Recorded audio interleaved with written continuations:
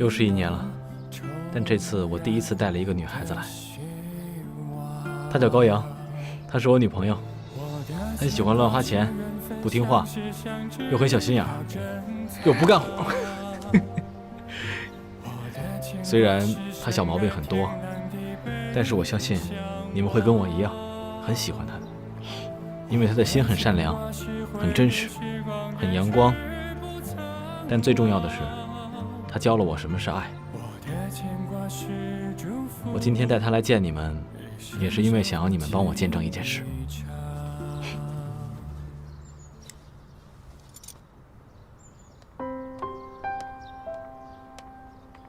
烟姨，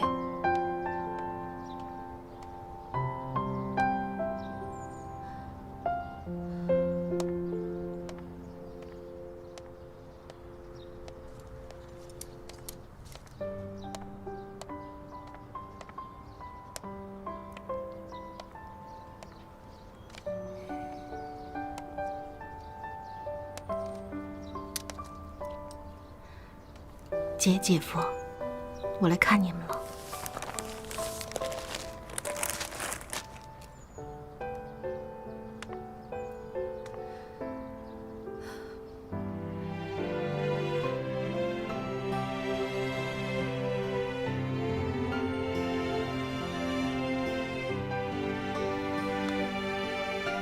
高阳，你怎么会在这儿？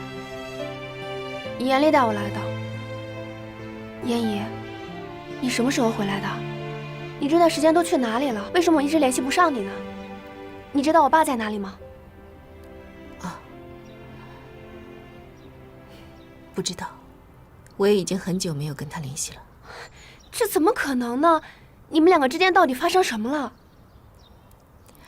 这样吧，我觉得这儿也不是说话的地方，要不咱们换一个地方。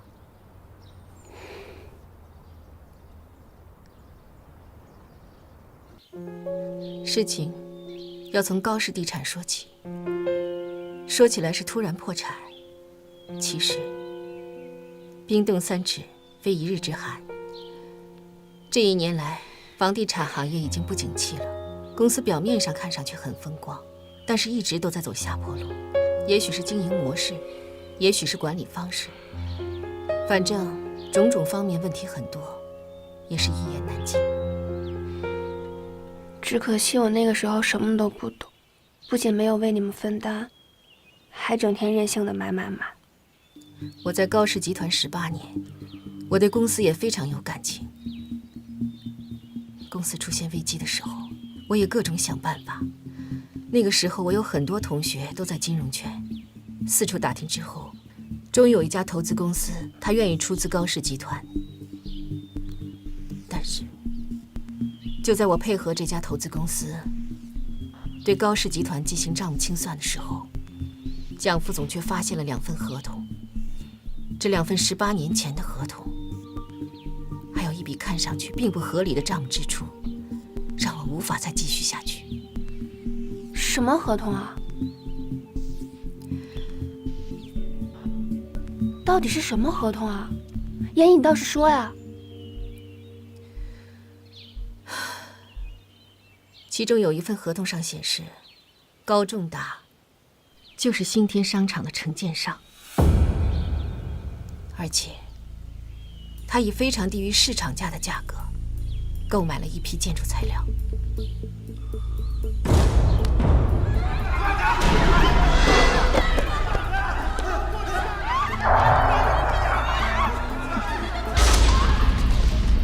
这到底是什么意思啊，烟姨？是建筑材料有问题，还是低于市场价格有问题？而且这18年前的合同和现在有什么关系呢？第2份合同是什么？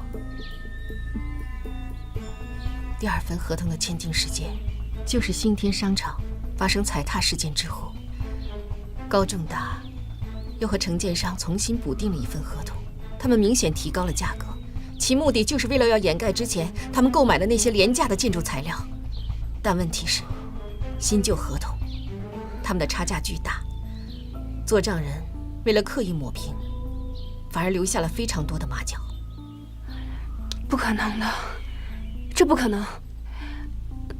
你是说我爸爸他？对，你爸爸就是我姐姐发生悲剧的责任人。你想想，商场为什么会发生踩踏事件？那是因为引发了火灾。为什么会有火灾？那是因为你父亲购买了一些劣质的材料。不可能的，这不可能，这绝对不可能。我当时发现真相的时候，和高阳的反应一样，根本就没有办法接受这个事实。当年为了他，我离开了家人，18年的陪伴跟责任，却没想到我的家人因他而死。我无法面对事实，所以选择逃避，不跟任何人联系。你们根本就没有办法想象这件事情对于我当时的伤害有多大。这绝对不可能，燕姨，我爸爸不是这样的人，你知道的。第2份合同在哪里？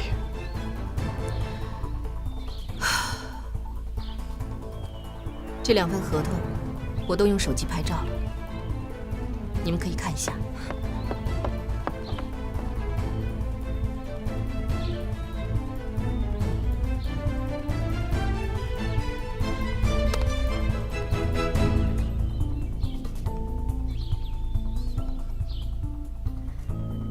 这怎么可能呢？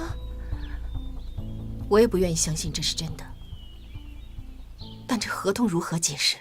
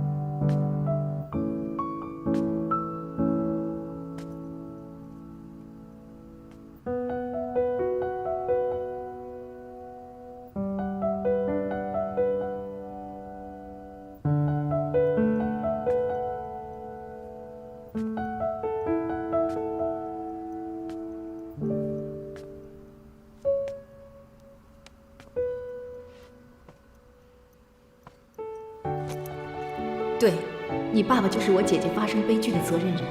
你想想，商场为什么会发生踩踏事件？那是因为引发了火灾。为什么会有火灾？那是因为你父亲购买了一些劣质的材料。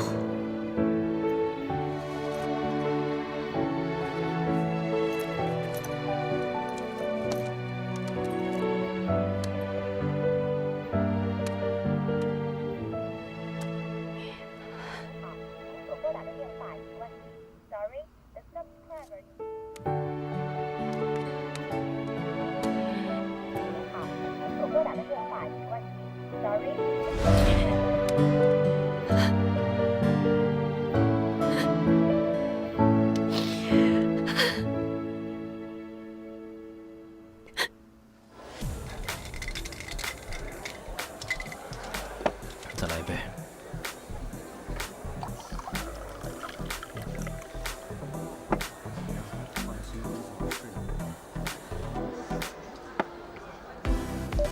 哎，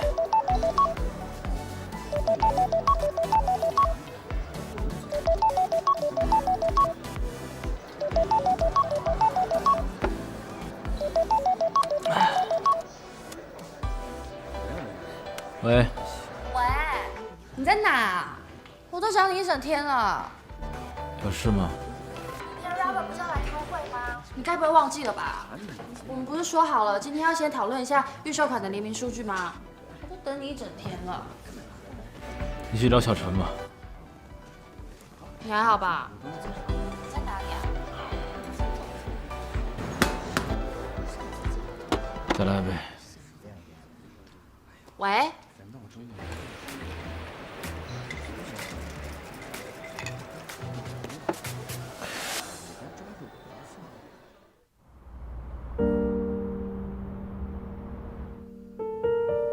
爸，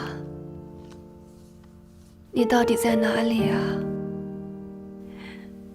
天都要塌了，你为什么还是不接我的电话？你真的做过那么可怕的事情吗？你是这个世界上我唯一的亲人，严厉是我唯一的爱人。如果你真的是害死严厉妈妈的责任人，那我们以后要怎么面对严厉？我真的不敢想，我该怎么办？我真的很害怕，很害怕。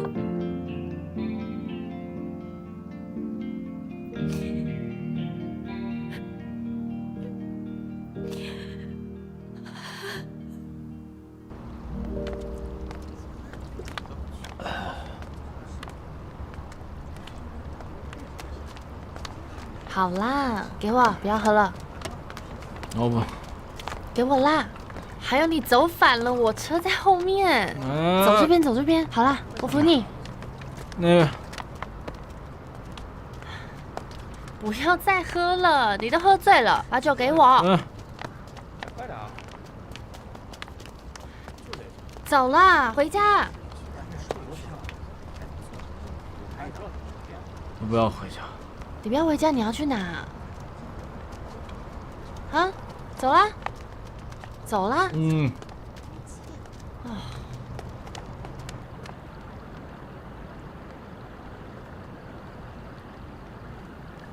你说的都是真的。我一直以为踩踏事件是一场意外，是一场很恐怖、不可预知、不可避免的意外。但我一直到今天才知道，这根本不是一场意外，是因为高仲达的贪心，害死了我妈妈。而且这个凶手在事故发生之后，逃避法律，逃避惩罚。如果你说的都是真的，那高仲达真的是一个无良的商人哎。为什么这个无良的商人是高阳的爸爸？这世界上有这么多人，非得让我爱上一个杀人凶手的女儿。好了，你不要再喝了，给我，给我。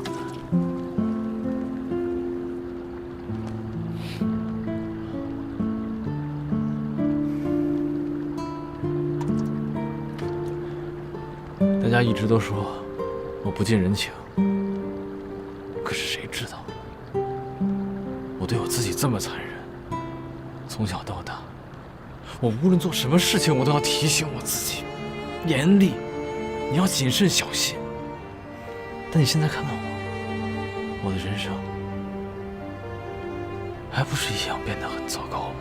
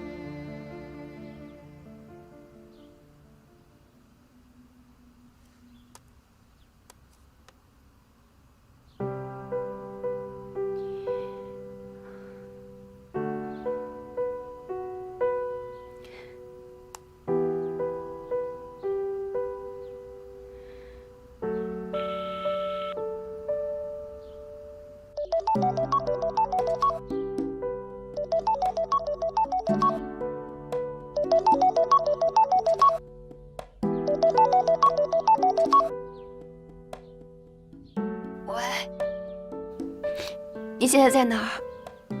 我想和你谈谈。严丽她现在在我家。燕南姐，她昨天一个晚上都在你那里吗？她现在还在睡呢。那我现在去你那儿。好。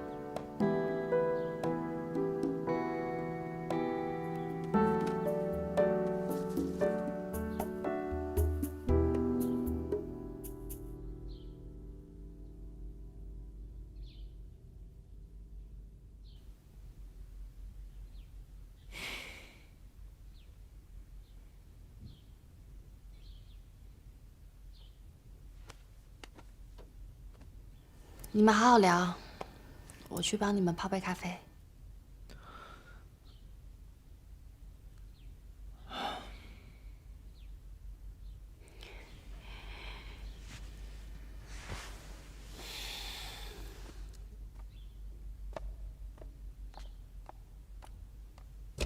你昨晚喝多了？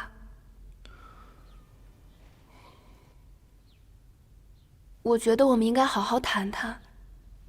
也许事情不是那个样子，我要听我爸爸亲口说明情况。你别这样好吗？我真的认为我爸爸，他不会做出这样的事情来。你认为没用？当然有用，他是我爸爸，我很了解他的。我从小到大，他一直跟我说，要用心做事，用情做人。我真的不相信他会做出这样的事情来。所以你的意思是你的燕姨在撒谎？我也不是怀疑燕姨，我是想这其中会不会是有什么误会呢？什么误会？我现在还说不上来，但我觉得我要的是证据。这些白纸黑字上面写的2份合同就是凭证，一切都清清楚楚。我妈妈的死就是你爸爸害的，你还在那说你爸爸用心做事，用情做人。我告诉你，你爸爸是什么人？他就是一个小人，是一个伪君子，是个混蛋。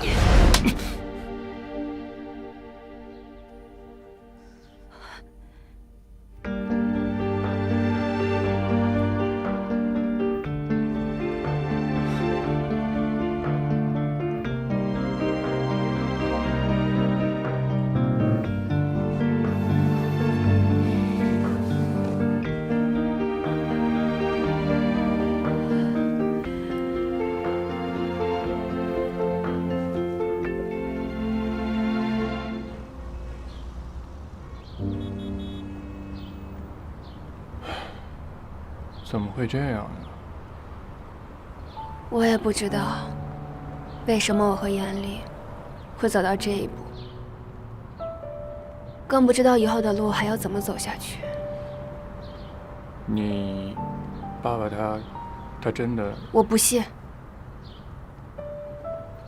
现在你信不信也没用了，人家把证据搁在那儿，人证物证还俱在，所以你也不能怪人家严厉呀。毕竟关系到人家妈妈的死因，这事儿搁谁都受不了呀。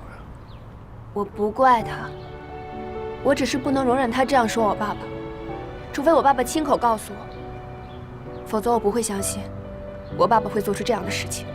那你爸爸现在在哪儿呢？联系上他了吗？就是因为联系不上，所以才更让人崩溃啊。那你现在准备怎么办呀？反正严丽家我是不能再住了，先找个房子搬出来吧。他赶你了？没有，他不会的。只是现在这种情况，他已经认定了我爸爸就是杀害他妈妈的凶手。我就算脸皮再厚，也不能一直赖在人家家里不走吧。就算我什么都没有了，这点骨气还是要有的。这租房子啊，也没这么快找到合适的，要不然你就先住我家一段吧。这不太好。瞎客气什么呀？你暂时先住我家，我去朋友那儿住。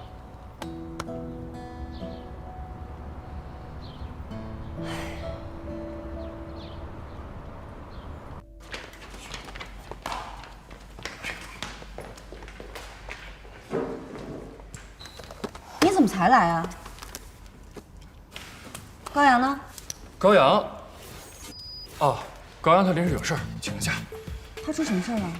他就是有事儿。你到底是不是个男人啊？说个话吞吞吐吐的。哎，你什么时候这么关心他了呀？别扯了，我关心他干什么呀？我是关心他请假的理由，总不能无故旷工吧？那他请假理由就是要搬家。搬家？他为什么要搬家啊？他不是住在严厉家吗？他跟严厉分手了？这我哪知道呀？而且这里边事比较复杂。再说了，这是人家的私事儿，我怎么能随意说呢？你要是这么关心他的话，你就问他了。看你平时八卦的没边儿，遇到这种事儿嘴巴挺严的。那可不，我这优点可多了，你得慢慢发掘。好了吧？说完了吗？我们可以开会了吧？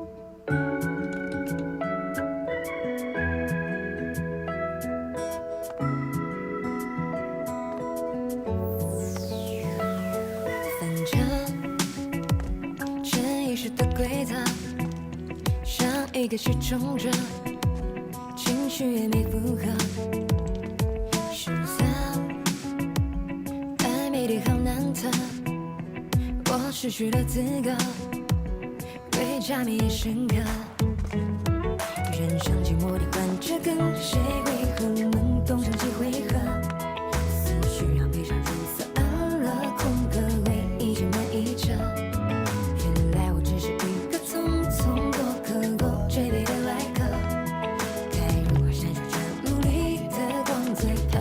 这规则 ，Hello， 你不懂我的那些念头，并不过分的那些要求，无人问津的那些温柔。Hello， 你不懂我的那些理由，言不由衷的那些拼凑，点着伤口的那些感受，发出孤注一掷、声嘶力竭的呼救。换来的却是让我撕心裂肺的凶手。我试着紧紧握着你刺过来的匕首，我问你到底能不能够还我心自由。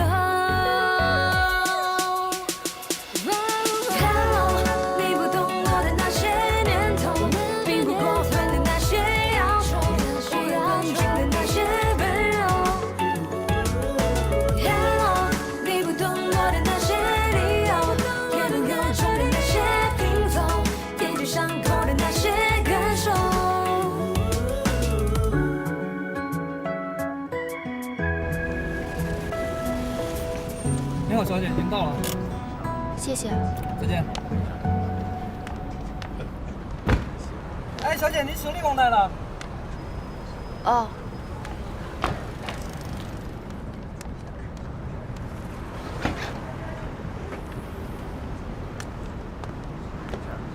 谢谢啊。我来吧。李总。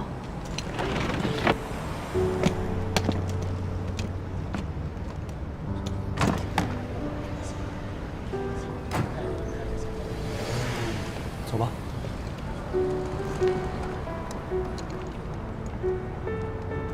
你怎么会在这里啊？小蔡跟我说你要搬家了，我过来看看。哦，他都说什么了？嗨，他能跟我说什么呀？我只是想告诉你，不管到什么时候，遇到了什么事情，你都可以找我，我都会帮你的。李总，谢谢你的好意，我可以自己照顾好我自己的。跟我还客气啊！快走吧，这里边是吗？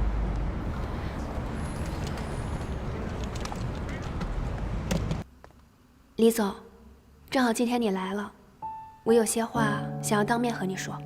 什么话？你说。我很感谢你一直以来对我的照顾，也很感谢陈明百货在我最走投无路的时候给了我这份工作，这对我来说意义重大。不过这次，我真的要辞职了。为什么？我要去找我爸爸。你有你爸爸的消息了？没有，不管了，无论如何我一定要找到他，有些话我要亲口问问他。可是天涯海角说的容易，这世界之大，你上哪找他去啊？或许我可以再帮上点忙。怎么帮？你记不记得上次我给你介绍了一个我在英国当黑客的朋友？是帮我查到戴叔叔家地址的那个朋友吗？是，可以再请他帮我一次。你把你现在知道的所有的消息都发给他，或许他会帮你查到一些有用的消息，哪怕知道个方向也好，总比你这样大海捞针去找强吧。好啊，那麻烦你帮我尽快联系他好吗？我给他打个电话。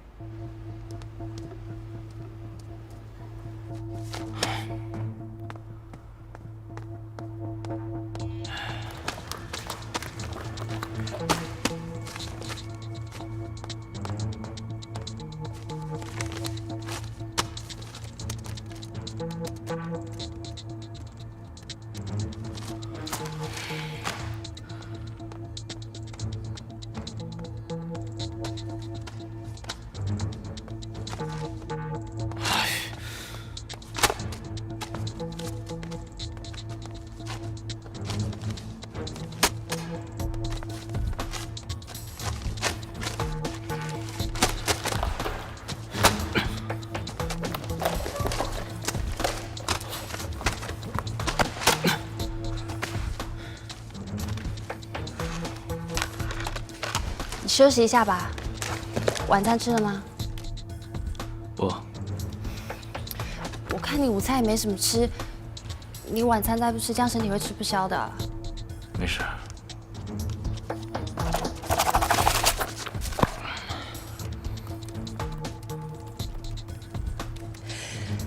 如果你没有心思工作，其实你可以不用逼自己在这里工作。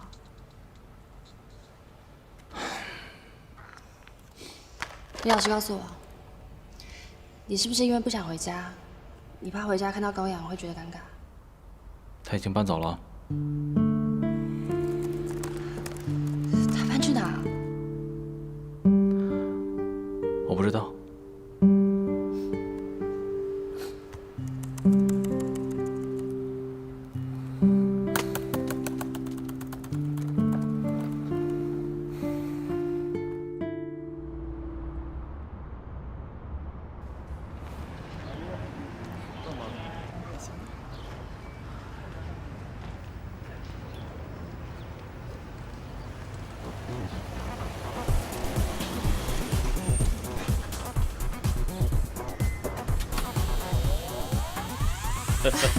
黄老师，哎呀，嫣然，黄老师辛苦了10多年不见了，你好吗？好，我终于等到你了，一路辛苦了，咱们赶紧进去。好，终于把你等回来了。哎，一晃都这么多年了。哎，我记得我上次回国应该是在20年前吧？19年。哦，整整19年了。我还记得那会儿，我们的大学和国外的大学开展互换。您作为第一批互换老师来我们学校执教3个月，我呢作为互换生，所以你去国外深造了3个月。虽然都已经过去了19年的时间，但那会儿的时光，还是一样历历在目。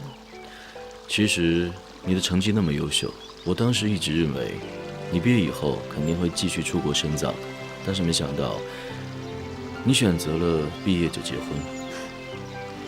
真正没想到的是，最后这婚也没结成，就这样子晃晃荡荡18年。唉，我只是为你惋惜啊。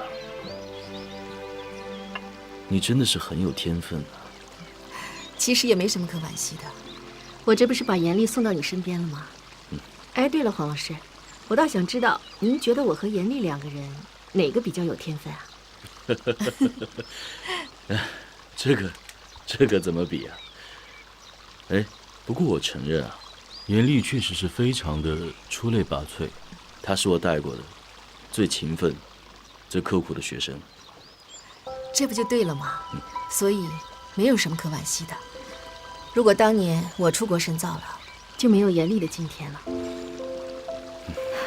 你也知道，那会儿我父母去世的早，我就和姐姐一起生活。姐姐非常艰难的，既要照顾我，又要抚养严厉，家里的困难和拮据是难以想象的。就这样困难，我姐姐还是供我读完了大学。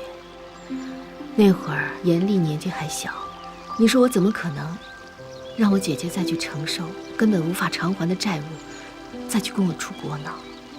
可惜啊，在现实面前，天赋往往无能为力啊。行了，黄老师，你也不用替我觉得可惜了，反正该过去的都过去了，今天也挺好的呀。哎，对了，我听说你的女儿也回来了吧？啊，不如把她叫过来，咱们一起吃个饭，让我见见她呗。啊，你是说叶楠的？啊，她是回国了，不过她好像现在还在忙她的品牌实体店的设计。我呢不想让她分心，所以我到现在都还没有告诉她，她应该还不知道我已经回来了。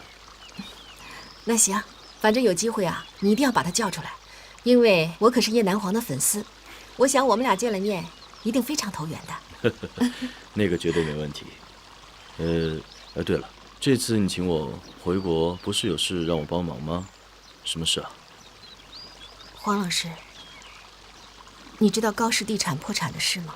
哦，叶楠跟我说起过这件事情，不过他不知道我跟你的关系。我记得那个时候我是给你打过电话的，但是那段时间你的电话永远是打不通的。这个就说来话长了。首先，我跟高仲达的感情出现了问题，所以从感情到工作，这18年的努力和打拼都化为乌有了。那个阶段，我也比较痛苦。那你为什么不尽早把这些事情告诉我呢？虽然那会儿我已经一无所有了，但是我还有勇气啊。你看，我现在就已经有了一份新的工作了。哦，还是地产公司吗？不是了，我现在进入了一家刚刚成立不久的投资公司。你也知道，之前我是做财务的，在高氏地产吧做的也是 CFO， 所以直接跨入这个投资公司也是很合理的。我刚进入这一行，对整个市场不是很了解，而且在国内，如果你想找到一个非常好的投资项目，这个是非常艰难的事。因此，我这次就想请您过来当我的投资顾问。那你现在的情况，严厉知道吗？不知道。啊，你看，我觉得是时候把实情告诉严厉了。他已经不是青葱少年了，有些事情他也应该知道。我不想告诉他，我只是希望他能过得开心，过得幸福，不想打扰他的生活。哎呀，你们是亲人呐，根本谈不上什么打扰不打扰。再说这些年你为他付出了那么多，他也应该知道实情啊。我倒是觉得你和严厉两个要是合作得好的话，一定会有更大的发展空间的。我还是再想想吧。好了，别犹豫了啊，这怎么定了？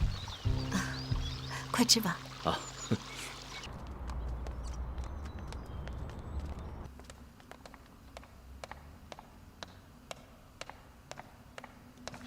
你着急写什么辞职信呀？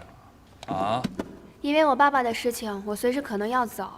再说了，我现在这种情况，心思完全不在工作上，我怎么好意思在这混饭吃啊？人家李明澈都没在乎，你在乎什么呢？人家已经帮我够多忙了，我本身就无以为报。你干什么？我正想去找你，跟你道别呢。我辞职了。为什么？因为失恋了？大姐，你说话不要这么直接吧？我看你也不像是那种谈个恋爱就要死要活的人。至于吗？工作不要了。不是，高小姐，麻烦签收一下。你又买了什么东西啊？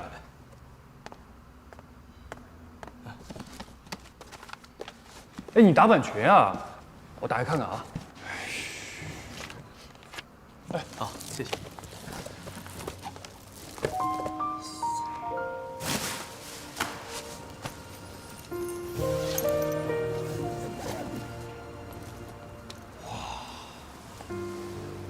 喜羊羊，这也太美了吧！这就是你上次设计的那个万鹰飞舞啊！原来你辞职是为了参加这个设计大赛啊，那很值得理解和支持。我可能也参加不了了。我在等我爸的消息，随时准备去找他。等消息，那就是没消息。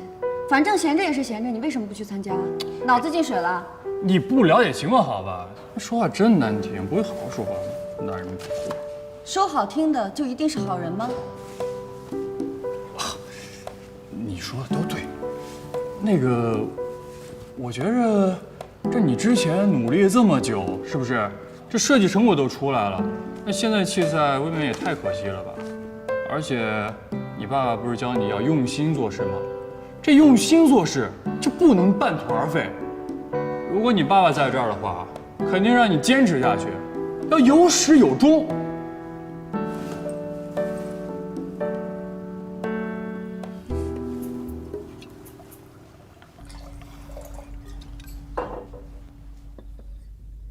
你这是欲擒故纵啊！你要知道，黄老先生可是高级知识分子啊，他的自我意识非常的强，没有人可以强迫他去做事情。如果让他觉得这是他自己的意识、他的决定的话，那就不一样了，他就会心甘情愿的全力以赴了。那要是这位老先生特别实在，你不让他去，他就真不去了呢？绝对不会的，在他的心里面，还是肩负着主持正义的使命感呢。而且，只要是整个事情的头顶上加持着“正义”二字，那绝对是势不可挡。估计黄老先生现在就已经迫不及待，说不定啊，明天就会去找严厉。埋了这么多年的一步棋，总算是用上了。来，谁跟你说这是一步棋了？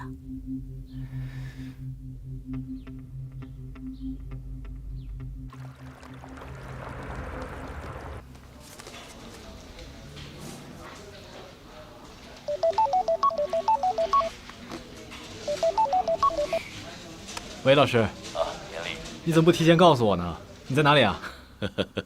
别着急啊，就连叶楠我还都没有告诉他呢。我这次来啊，是有点自己的事情要处理。需不需要我打个电话给他？哦，不用了，叶楠那边晚些时候我自己跟他说吧。你现在有空吗？你一个人过来一趟，我有些事情想跟你单独谈一下。好的，我马上过去。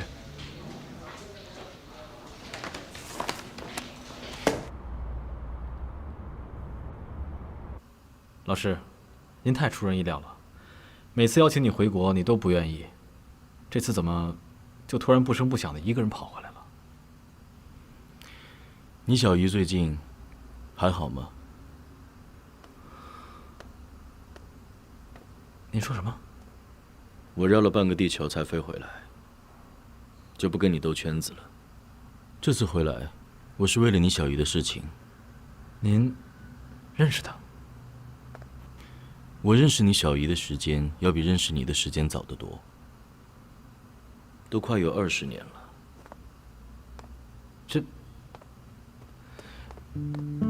这不可能吧？怎么不可能？你10几岁就出国留学，那些昂贵的学费和生活费，谁帮你解决的？那些琐碎的事物，如果没有人帮助的话，怎么可能完成？我出国前2年的费用，确实是高仲达支付的，这个我知道。你不知道，如果当初不是你小姨帮你联系那些接收你的学校，你连出国入学都会很困难。高仲达又如何承担你的后续费用呢？你是个聪明人，怎么从来没有去思考过这个问题？再有，我是在大学任教的，为什么你会在高中时代就遇到了我呢？你真以为这是偶然？您是说？没错，我接受了你小姨的委托。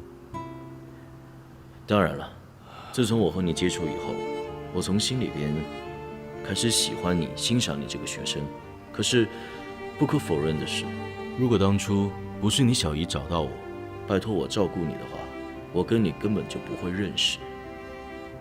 再有，这么多年来，你小姨并没有对你不闻不问的，她一直默默关注着你的动向，一直从我这里打听着你的消息。只不过，她觉得你心里面一直对她有怨恨，所以这么多年来，她一直坚持不要让我把事情告诉你。